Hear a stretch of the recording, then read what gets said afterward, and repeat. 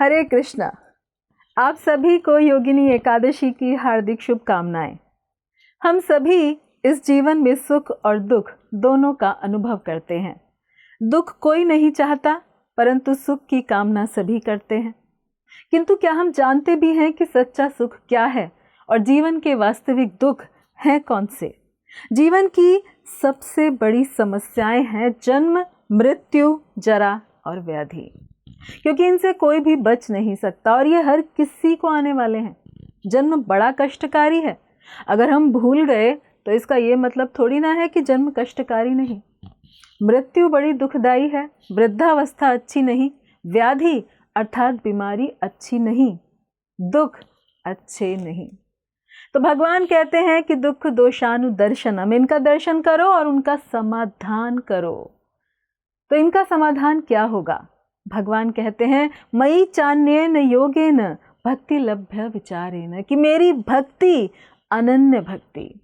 और भगवान की उसी अत्यंत दुर्लभ भक्ति को पाने का एक अति सुंदर और अति सरल उपाय एकादशी व्रत, जो कि हर महीने में 2 बार आती है। एक बार की बात है, धर्मराज युधिष्ठिर ने भगवान श्री कृष्ण से कहा कि भगवान, आषाढ़ कृष्ण एकादशी का संबोधन क्या है? इस पर भगवान बोले, हे राजन, आषाढ़ कृष्ण एकादशी का नाम योगिनी है, योगिनी एकादशी। इस व्रत के पालन से व्यक्ति गंभीर पाप कर्म और भव सागर से मुक्ति पाता है। ये इस लोक में संपूर्ण भोग और परलोक में मुक्ति देने वाली है और इसी कारण तीनों लोकों में अत्यंत प्रसिद्ध है। हे नृपश्रेष्ठ, अब मैं तुमसे पुराणों में वर्णन की हुई इसकी सुंदर कथा कहता हूँ, ध्यान पूर्वक सुनो। तब भगवान ने कहा कि स्वर्ग की अलकापुरी नामक नगरी में कुबेर का राज्य था, जो देवताओं के कोषाध्यक्ष हैं। वो शिव भक्त थे और प्रतिदिन शिव की पूजा अर्चना करते थे।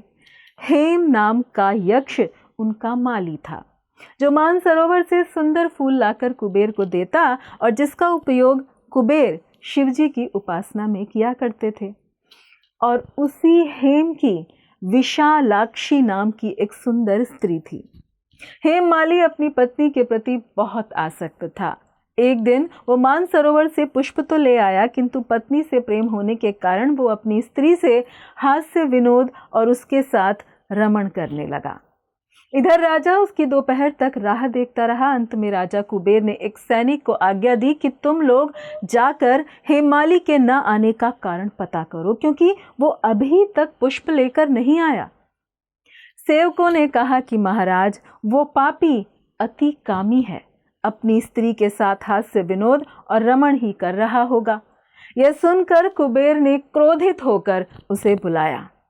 हेमाली राजा कुबेर के भय से कांपता हुआ वहां उपस्थित हुआ। राजा कुबेर ने क्रोध में आकर कहा, रे पापी, नीच, कामी, तूने मेरे परम पूजनीय श्री शिव जी का अनादर किया है। इसी कारण मैं तुझे श्राप देता हूं कि तू स्त्री का वियोग सहेगा और मृत्यु लोक में जाकर कोढ़ी होगा। कुबेर के श्राप से हेमाली का स्वर्ग से पतन हो गया और वह उसी क्षण पृथ्वी पर आ गया। भूतल पर आते ही उसके शरीर में श्वेत कोढ़ हो गया। उसकी स्त्री भी उसी समय अंतर ध्यान हो गई। मृत्यु लोक में आकर माली ने महान दुख भोगे। भयानक जंगलों में जाकर बिना अन्न और जल के भटकता रहता। रात्रि को उसे निद्रा भी नहीं आती थी, किंतु शिवजी की पूजा के प्रभाव से उसकी पिछले जन्म की स्मृति का उसे पूरा ज्ञान रहा। घूमते घूमते एक दिन वह मार्कंडेय ऋषि के आश्रम में पहुंच गया, जिनकी आयु 7 कल्प है और उनका आश्रम ब्रह्मा जी की सभा के समान ही लगता था। उन्हें देखकर हेम ने दूर से ही उन्हें अनेकों बार साष्टांग प्रणाम किया। उसे देखकर दयावान और करुणावान मार्कंडेय ऋषि ने उससे पूछा कि हे पुत्र, तुमने ऐसा कौन सा पाप किया है जिसके प्रभाव से तुम्हारी ये दुर्दशा हो गई है? हेमाली ने सारा वृत्तांत उन्हें कह सुनाया। ये सुनकर ऋषि बोले, निश्चित ही तूने मेरे सम्मुख सत्य वचन ही कहे हैं, इसीलिए तेरे उद्धार के लिए मैं एक व्रत तुझे कहता हूँ। यदि तू आषाढ़ मास के कृष्ण पक्ष की योगिनी नामक एकादशी का विधि पूर्वक पालन करेगा तो तेरे सारे पाप नष्ट हो जाएंगे। ये सुनकर हेमाली ने अत्यंत प्रसन्न होकर मुनि को साष्टांग प्रणाम किया। मुनि ने उसे स्नेह के साथ उठाया। हेमाली ने मुनि के कथनानुसार विधि पूर्वक योगिनी एकादशी का व्रत किया।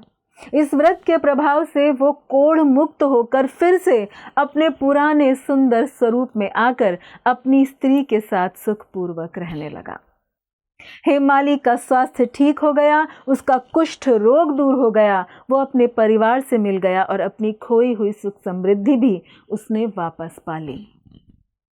अलकापुरी वापस लौटने पर राजा कुबेर हेमाली के स्वास्थ्य को देखकर आश्चर्यचकित हो गए। उसे स्वस्थ और प्रसन्न देखकर राजा कुबेर ने भी अब एकादशी का योगिनी एकादशी व्रत रखना शुरू कर दिया। तब भगवान श्री कृष्ण ने कहा, राजन, 88 सहस्त्राणि ब्रह्मणा नाम तु भोजनम एकेका योगिनी पुण्यो ततो वा अधिकम शुभम। कि योगिनी एकादशी व्रत का पुण्य 88,000 ब्राह्मणों को भोजन कराने के पुण्य से भी अधिक शुभ फलदायक होता है। भगवान विष्णु की कृपा से साधक की सभी मनोकामनाएं पूर्ण होती हैं और सच्चे मन से एकादशी व्रत करने से जीवन में कभी भी धन की कमी का सामना नहीं करना पड़ता। सभी पापों से मुक्त होकर व्यक्ति पुण्यवान बनता है। तो यहाँ पर एकादशी की इस कथा से हम ये सीख सकते हैं कि हमें अपने किसी भी धर्म या कर्तव्यों की उपेक्षा नहीं करनी चाहिए। सचेत होकर सभी धर्म निभाने चाहिए। और साथ ही यह भी कि भगवान विष्णु कितने दयालु और प्रेममय हैं, जो सच्ची श्रद्धा के साथ उनके पास जाने पर, उनकी भक्ति, उनका स्मरण और उनके हेतु व्रत रखने पर व्यक्ति पर अपनी असीम दया भी दिखलाते हैं। इसलिए कोई भी व्यक्ति भगवान की भक्ति द्वारा अपने पिछले दुष्कर्मों से तो छुटकारा पाता ही है, साथ ही भगवान की भक्ति करते हुए व्यक्ति दिव्य गुणों से सज्जित हो जाता है और फिर भक्तों के संग में वैष्णव की सेवा करते हुए और गुरु के आशीर्वाद से एक दिन जीवन के परम लक्ष्य को भी पा ही जाता है। और इसका प्रारंभिक कदम योगिनी एकादशी का पालन करना हो सकता है। इसीलिए पूरी श्रद्धा से इस व्रत को करें।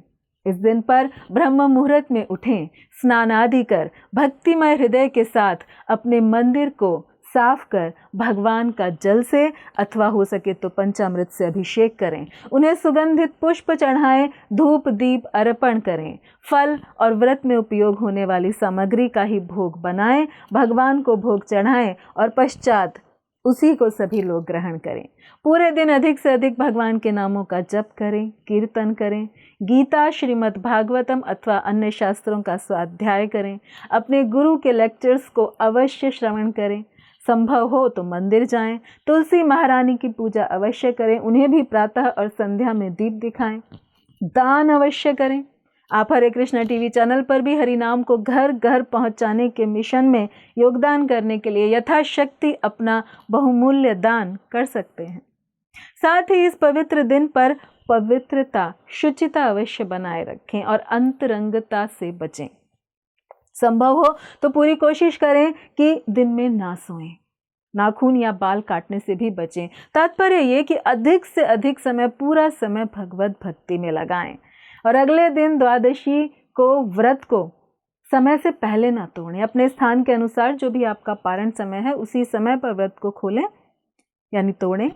नकारात्मकता से दूर रहें यानी झूठ, क्रोध, लालच और किसी भी तरह के अनैतिक व्यवहार से बचें। अपनी चेतना को पूरी तरह कृष्ण भावना भावित रखने का पूरा प्रयास करें। यदि हमारे जीवन का लक्ष्य भगवत भक्ति और भगवत प्रेम है तो योगिनी एकादशी हमारे लिए भक्ति में प्रगति और इस हेतु जीवन में आत्म अनुशासन को आकर्षित करने का एक महत्वपूर्ण और शक्तिशाली दिन हो सकता है। इसीलिए भगवत कृपा प्राप्त करने के लिए इसे पूरी श्रद्धा, समर्पण और सच्ची आस्था के साथ किया जाना चाहिए। आप सभी को योगिनी एकादशी की बहुत बहुत शुभकामनाएं। धन्यवाद।